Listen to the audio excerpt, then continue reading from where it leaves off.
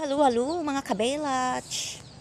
Maayong hapon, aniyaw sab kita sa mabugnaw nga dapit. Diin makita nato ang kalibunan, perteng nindota sa pwesto guys.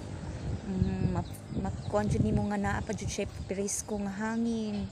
Lahi nung nato sa syudad, pila ko ka years nga nasa syudad guys, hindi ko ka feel og kabugnaw sa akong pamati guys, kay artificial permi ang nama, malanghap nako, electric fan, aircon ra, mao na guys, lahi kay ang pang ninabuhi nga nasa probinsya guys, dili ikabaylo og naa sa syudad.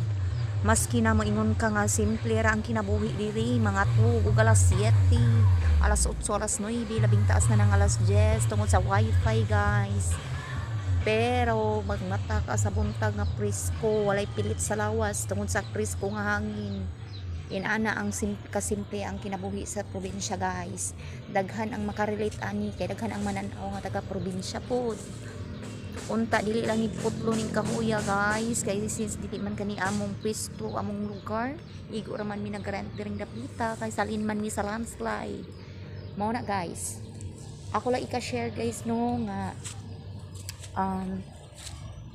moral values lang guys ha, mga kuan na ni nato advice, a piece of advice mga kabatan-unan karon, dili ta palabi og pressure sa atong kaugalingon, labi na sa pagkabuot sa butang nga walay angay ug dili hinungdan, dili importante kay ngano maura ni magtukmod nimo sa bati nga dalan mga guys, mga kabelach.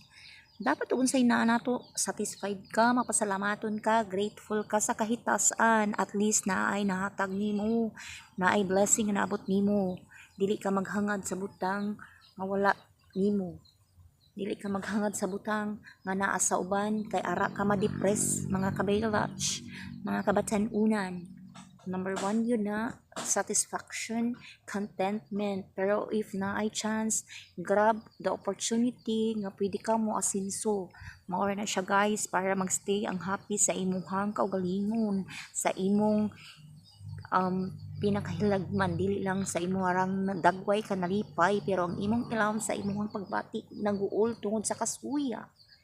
Maura na siya guys, babush, happy lang mga kabelach, babush, babush, babush.